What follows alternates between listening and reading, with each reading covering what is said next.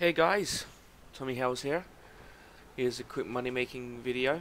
I'm going to be creating fortune cards, mysterious fortune cards. I'm only gonna buy enough for 20 Inferno Ink,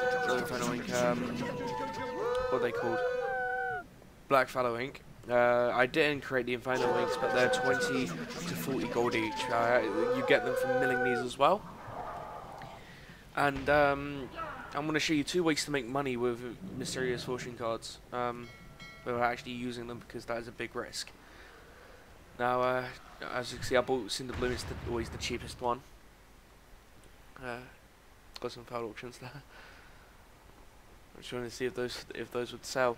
Alright, so I'll get these out, and the macro I use to mill them I will put in the description. But yeah. Oh, and if you in a sec you hear me say not enough rage, I haven't got. I use a Razer Naga gaming mouse, and I got my mount keybind to it, and yeah, it's not in my World of Warcraft profile at the moment. So yeah, I'm not gonna speed any of this up. I'll show you how quickly it takes me to do just 20 enough for 20. Yeah, so. Milling, you see I'm getting Burning Embers. They will turn into Inferno Inks, which do sell for quite a nice profit.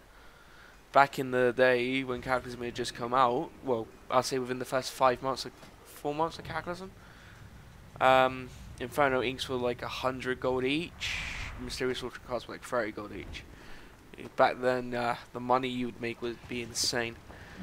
So here I'm turning them into inks.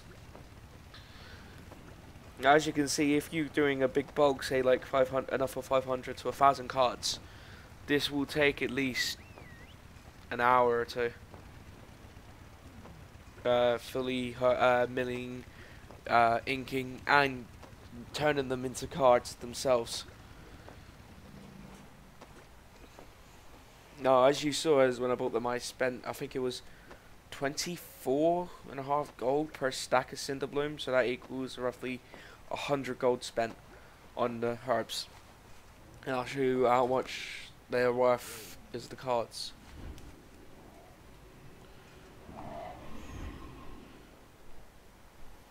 Yeah, I bought them out, sue me. So,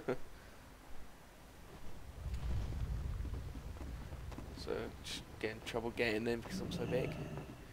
Here we buy the resilient parchment. I've only got 20, I only buy 20, but I already had 3 on me.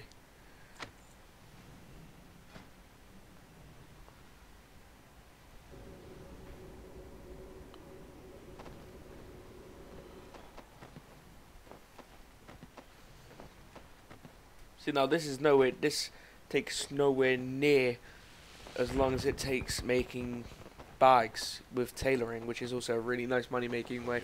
But the only problem is the amount of time you spend making the bags and tailoring. It's just not worth it, because I have tailoring on an alt, and I've been making Neverweave bags, and the profit is, I make just so much more profit through in the time spent on my warrior with inscription than I do with my tailoring. Right, let's fly back.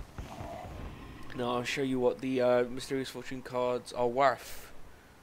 I don't actually sell them as Mysterious Fortune cards though, and I'll show you what I mean in a second.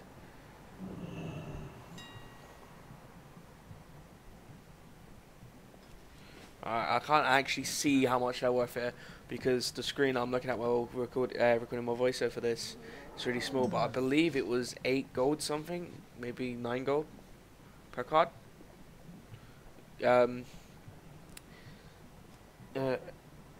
This is what I'm actually gonna sell them as, fortune cookies. Now you need 525 cooking to make these, as I do not have on my warrior, but I do have 525 on my hunter. So I'll be logging onto him in a second. I'll be making the cards, but as you can see there, I sold them. My history, I sold them last a complete stack of 20 for that much each. So send them to my hunter.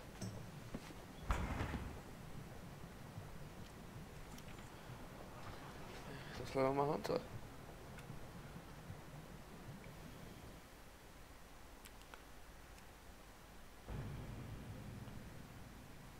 Now the only characters that I actually really play since leveling up to 85 is my warrior and my death knight. I haven't really logged into the other two. I did start my mage, and he did get like started getting PvP decked out and PvE decked out, but then I leveled my warrior. So I'm just flying over to a cooking trainer that I know of, and I'm going to buy some simple flour, because that's all it takes to make these. One simple flour, one mysterious fortune card. And the greatest thing about them is what happens when you eat them. It automatically flips the card, so you can, every time you eat a fortune cookie, you have a chance of winning 5,000 gold, which is pretty good. That's why they're my favourite raid buff food. And that's my cook set. Now, this is the good thing about the cook set. I am not speeding up the cooking process, but look how quick it is. It's like that for every item you can cook. You need $100 on cooking rewards, I think it was, or something, to get that. That was a grind, I tell you. It's done. Send them on my mailbox. Send them back. I actually think at the moment for self buffs, fortune cookies are the best. The only problem is of how expensive they are. They're 10 gold each cookie, and if you die, you're gonna need a few cookies. But as you can see, I put my cookies up for, because there's no one on there, and I know they will sell this price for 12 gold.